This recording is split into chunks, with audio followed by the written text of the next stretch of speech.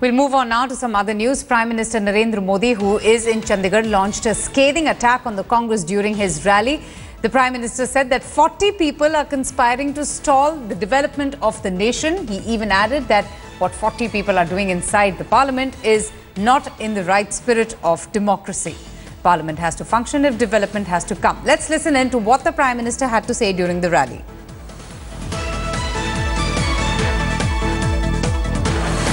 ये देश को आगे बढ़ाने के लिए सरकार चला रहे हैं, विकास की नई ऊंचाइयों पर जाने के लिए सरकार चला रहे हैं। आपने हमें इतना भारी बहुमत दिया, 30 साल के बाद दिल्ली में पूर्ण बहुमत वाली सरकार बनी। लेकिन मेरे भाइयों बहनों, पिछले दिनों लोकसभा का जो हाल आपने देखा है, देश के राजनीतिक दलों को उनके इस आचरण के लिए देश की जनता कभी माफ नहीं करेगी। आपको चुन करके भेजा है, सदन में जाइए, बैठिए, घंटों चर्चा कीजिए, 1 दिन नहीं 2 दिन कीजिए, 5 दिन कीजिए, 7 दिन कीजिए, लेकिन लोकतंत्र की मर्यादाओं को स्वीकार न करना, लोकतंत्र के नियमों का स्वीकार नहीं करना और 400 पार्लियामेंट के मेंबरों की परवाह न करना, लेकिन 40 लोग देश के भविष्य के सामने रोड़े अटकाने के लिए षड्यंत्र करते रहे। ये भारत के लोकतंत्र के साथ खिलवाड़ है, भारत के लोकतंत्र का अपमान है मेरे भाइयों बहनों। और इसलिए आज देश में लोकतंत्र के लिए जागरूकता लाने की आवश्यकता पैदा हुई। हर सांसद के ऊपर ये दबाव पैदा करने की आवश्यकता खड़ी हुई है कि आप संसद को चलने में मदद कीजिए, आप संसद में चर्चा कीजिए, हमारे इलाके के सवालों के लिए चर्चा कीजिए, आप सरकार को कटघरे में खड़ा कर दीजिए, आप मोदी का हिसाब मांगिए, लेकिन संसद में जाकर के काम कीजिए। ये बात जनता जनार्दन ने सांसदों पर दबाव डालने का वक्त आ गया है। कुछ लोग अपने अहंकार के कारण देश की संसद को बांध में रखे, देश की संसद को चलने में दे। भाइयों बहनों, इससे बड़ा कोई दुर्भाग्य नहीं हो सकता है। और इसलिए मैंने निर्णय किया है, अगर लोकसभा में हमें बात पर रोक दिया गया, लोकसभा में हमारी आवाज को गौण दिया जाता है, तो लोकसभा से आगे भी एक जनसभा होती है और जनसभा किसी से कम नहीं होती है। और इसलिए आज मेरी लोकसभा का केस मैं जनसभा में आपके सामने प्रस्तुत कर रहा हूं। Okay, India Today's Manjeet Sehgal joins us for more on this. So strong words coming in there yet again from the Prime Minister. Manjeet, we can see him attacking the opposition, holding them accountable of the total breakdown of democracy in Parliament, and this is all coming just a day after he countered Sonia Gandhi's Hawabazi attack.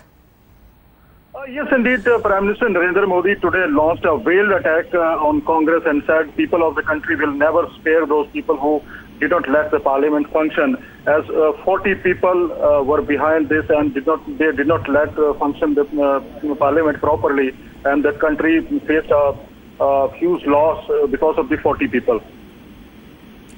All right, Manjeet, thanks so much for joining us.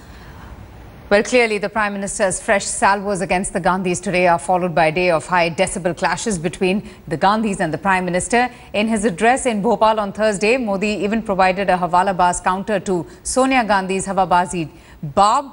But, this verbal duel that we're seeing between the two leaders is just the latest in a very long history of such clashes.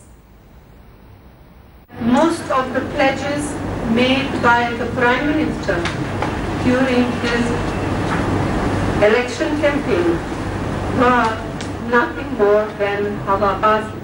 एक के बाद एक संसद में जो निर्णय हुए हैं और उसमें भी काले धन के खिलाफ जो कठोर कानून बनाया है, उसके कारण जो हवालाबाज है वो परेशान है।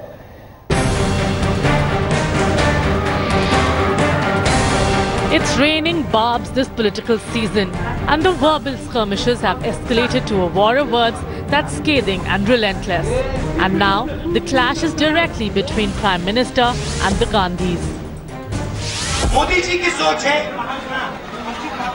कि किसानों की जमीन उद्योगपतियों को दी जाए और किसानों को हटाया जाए. The fierce duel today has lit the embers of an old fire.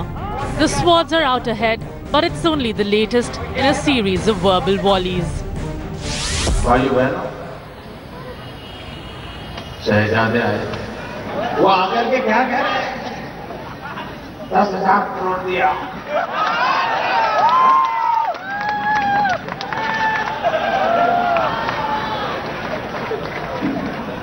अरे जरा पूछो तो, ये 10,000 करोड़ मामा के घर से लाए थे. On behalf of the Congress Party, I would like to officially wish the Kudu Sarkar a happy birthday. With the state set for the most important elections of the year, the political free-for-all is becoming more theatrical. अपना 56 inch का सीना दिखा था देश की जनता से इतने सारे झूठे और खोखले वादे किए. उन्होंने हिसाब देना चाहिए, लेकिन आपने देखा होगा